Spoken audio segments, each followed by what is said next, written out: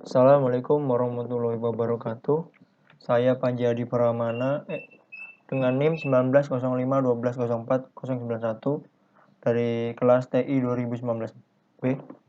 Kali ini saya akan menjelaskan tentang web server dan DNS server. Skema jaringannya sudah saya buat. Ini skemanya dari kumpulan dari beberapa skema yang telah kita buat sebelumnya. Saya akan menjelaskan ini, tapi sebelum itu kita ke definisinya dulu. Pertama itu ada web server. Pengertian dari web server sendiri itu adalah perangkat lunak yang berfungsi sebagai penerima yang dikirimkan melalui browser, kemudian memberikan tanggapan dalam bentuk halaman situs, lebih umumnya dokumen HTML maupun dan lain-lainnya. Pengertian lainnya yaitu sebagai bagian dari perangkat keras atau hardware yang mampu sebagai perangkat lunak. Jadi perangkat keras yang mampu menjadi perangkat lunak. Di sini cara kerja dari web server sendiri itu browser mengirimkan permintaan ke server dan kemudian diproses oleh web server. HTTP request dikirimkan ke web server. Sebelum memproses HTTP request, web server melakukan pengecekan terhadap keamanan web server. Dan HTTP server merupakan perangkat lunak yang bertugas menjelaskan, menerjemahkan URL pada situs web. Jadi dari browser kita mengirimkan script HTML-nya, baru di server itu diterjemahkan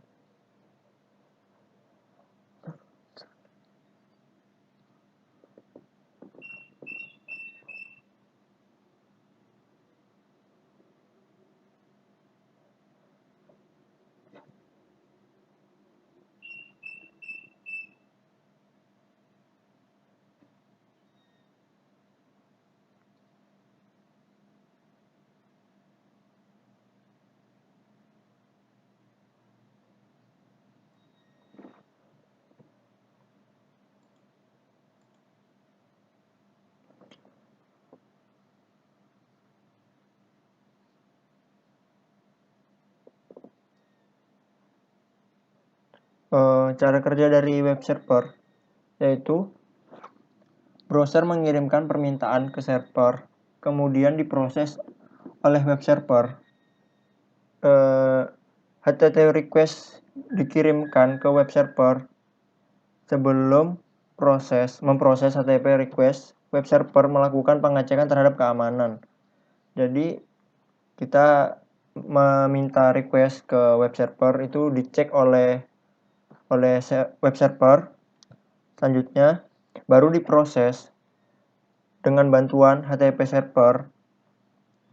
HTTP server ini merupakan perangkat lunak yang bertugas menerjemahkan URL atau alamat situs web serta HTTP yang kemudian web server mengirimkan HTTP responded ke browser. Jadi dari browser kita melakukan request HTTP ke server.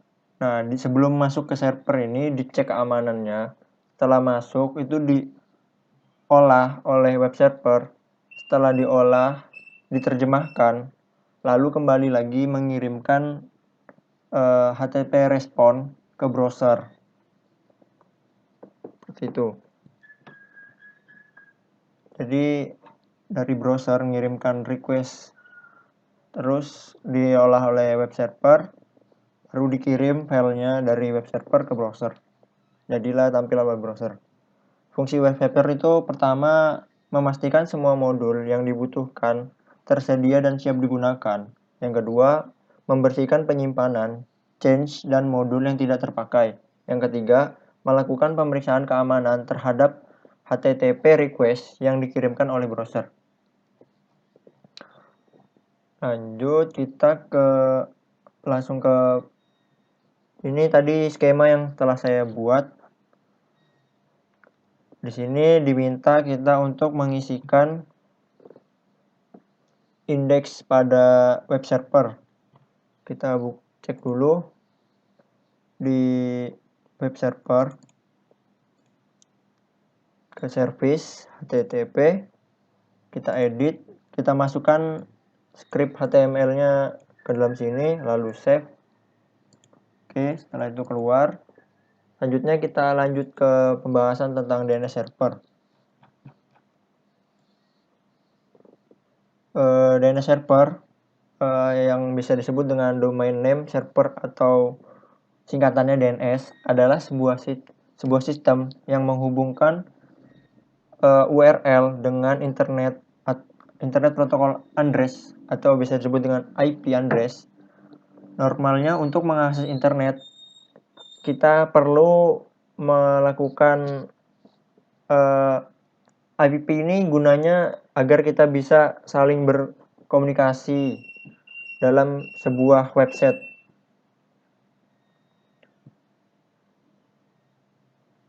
Fungsi DNS, fungsi singkatnya itu DNS itu gunanya sistem yang bertujuan untuk menghubungkan ke internet dengan menggunakan IP address. Dengan cara menghubungkannya itu dengan URL yang terpasang IP address. Fungsi DNS yang pertama meminta informasi IP address sebuah website berdasarkan nama domain. Yang kedua meminta informasi URL sebuah website berdasarkan IP address yang dimasukkan. Lanjut, cara kerja DNS, tahap-tahapannya dimulai dengan proses meminta informasi atau DNS query, kemudian dilanjutkan dengan tahap-tahapan lainnya seperti DNS recursion, root name server, dan TLD name server, hingga authoritative name server. Kita lanjut aja.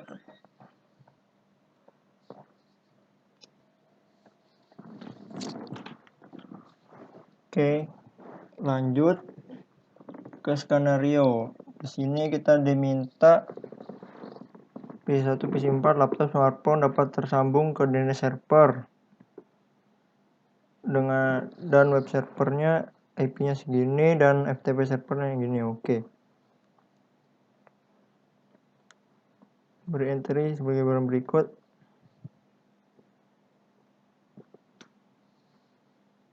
Oke, kita ke simulasinya.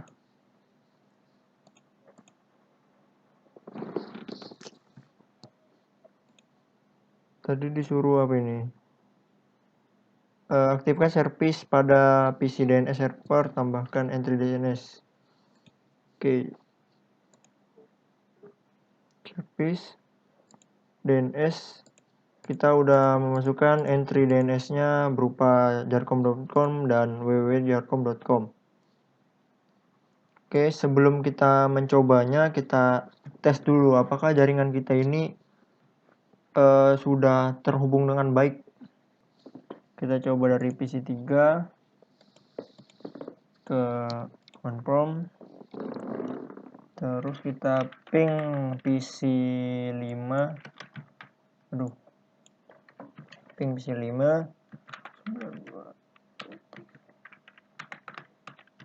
66. Oke, di sini berjalan dengan baik, berarti PC3 udah bisa terhubung dengan PC5. Kita lanjut ngeping laptop, IP-nya mana sih IP-nya?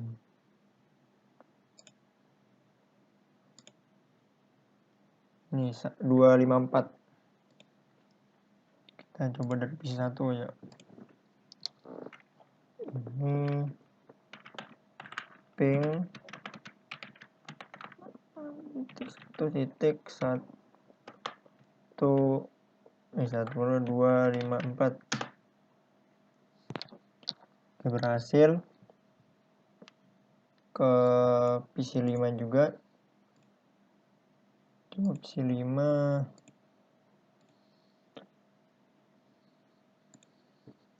166. Kita coba ping 92.168.1.66.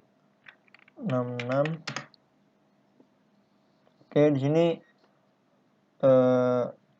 switch antara komputer 1 dan komputer 456 udah terhubung, terus ke laptop terhubung. Selanjutnya kita coba ngeping dari ngeping server web servernya. Ping 43.3.3.1.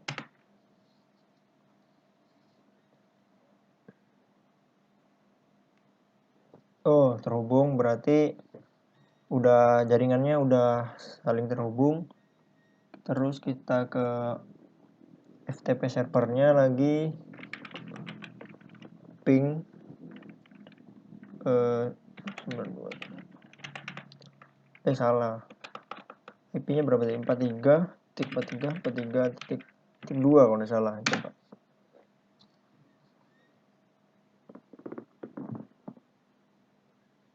Oke, terhubung. Kita cek lagi tadi, bener IP-nya. Oh, bener. Salah ini. Oh, bener IP-nya. Ke DNS servernya. IP-nya 33.33.1. Kita coba ngeping dari komputer 1. Ping 33.33.1. Berhasil, berarti semua jaringan di sini udah saling terhubung.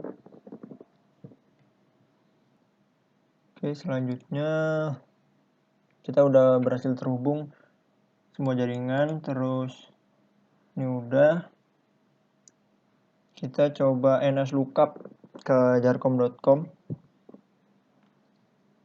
dan PC1 testcop lalu jalankan jarcom.com dan www.jarcom.com. Oke, lanjut. Kita lanjut ke ns lookup. Tadi apa namanya? jarcom.com. Berhasil. Jaringannya berarti bisa diakses oleh komputer 1. Terus kita coba searching pakai browser. Ini apa browser?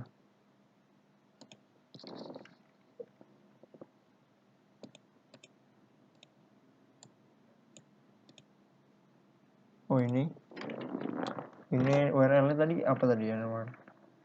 http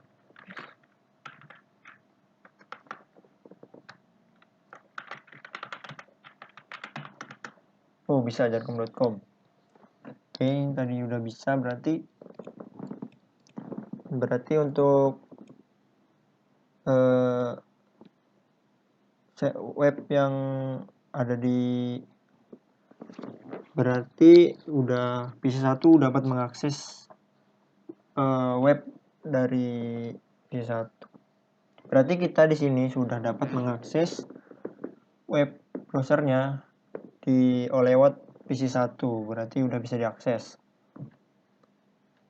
dengan DNS-nya tadi kan sudah ya, DNS-nya jarcom.com tadi ya. Berarti udah bisa. Lanjut, kita apalagi nih? Perintahnya ini udah berhasil. Oh, jarcom.com belum. FTP jarcom.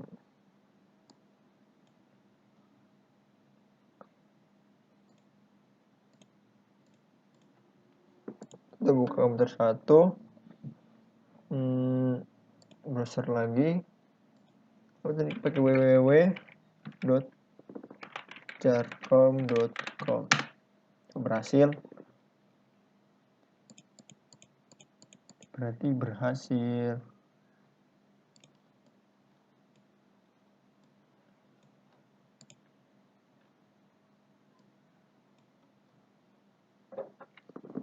Ini jarcom.com sudah. Terus diminta nslookup ftp-jarcom.com. Kita buka PC satu lagi.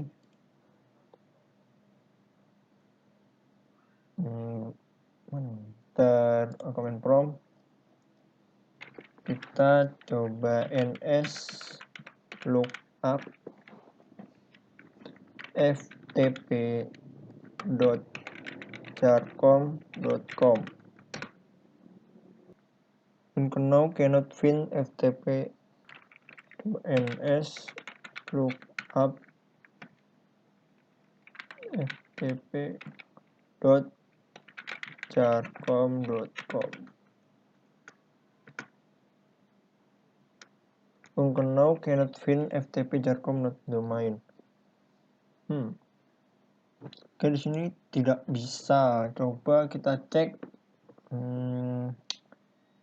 DNS-nya.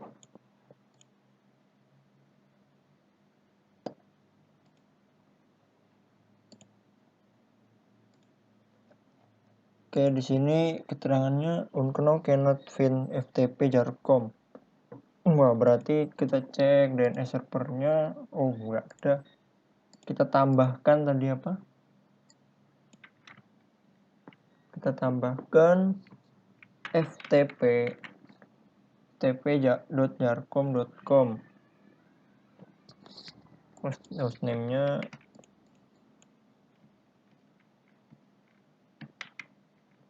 ini aja. Terus kita add record, add.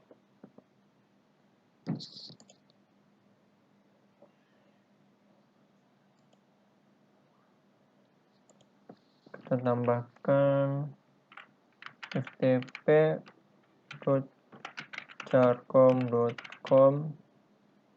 Terus address-nya 43.43.43.2 ya. Tambahkan sudah. Terus kita coba lagi command prompt, terus nslookup ftp.jarcom.com. Oke, bisa di sini hasilnya sama. Kita disuruh membuat koneksi server dari PC 1 dan laptop sebagai berikut. Berarti kita disuruh bikin koneksi antar server dan perangkat. Berarti kita ketik ftp spasi ftp.jarcom.com, enter. Typing connection.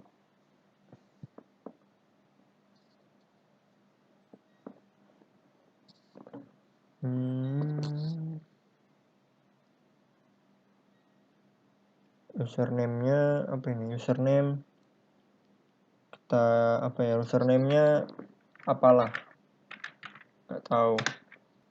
Oke, di sini FTP server no short account, berarti kita di sini ini terjadi karena kita itu belum nyeting FTP, settingan FTP servernya, jadi nggak ada data di dalamnya, jadi kita dianggap salah. Itu mungkin penjelasan berikutnya tentang FTP server. Ini sudah bisa semua, kan. Kita coba lagi sekali lagi. Mana itu? Kita pakai browser aja. Kita coba jarcom.com. Oke, bisa. Terus www.jarcom.com. Bisa ini ya. Jadi gunanya DNS server ini kita tidak usah capek-capek nulis 43.43.43.1. Nah, bisa kan? Ini nggak bisa di refresh. Coba kita coba 43.43.1, enter. Nah, berhasil. Jadi gunanya DNS server itu agar mempermudah kita dengan menggunakan domain tadi. Jadi kita tidak usah menulis IP-nya gitu. Jadi kita tinggal ingat aja jarcom. Kita tulis jarcom.com. Udah bisa. Kalau ini kan asal-asal nggak ada karena isinya nggak ada. 43. Kalau manual, intinya gunanya DNS server itu untuk memberikan domain agar mempermudah mengakses. Jadi kita mengakses secara, kan kalau IP itu kalau IP-nya satu nggak apa-apa bisa diingat, tapi kalau IP-nya banyak kita capek gitu ingatnya. Jadi kalau pakai kalimat kan kayak jarcom.com bisa, berarti ini ya gunanya DNS server ya begini. Mungkin sekian video yang dapat saya berikan, kurang lebihnya mohon dimaafkan. Wassalamualaikum warahmatullahi wabarakatuh.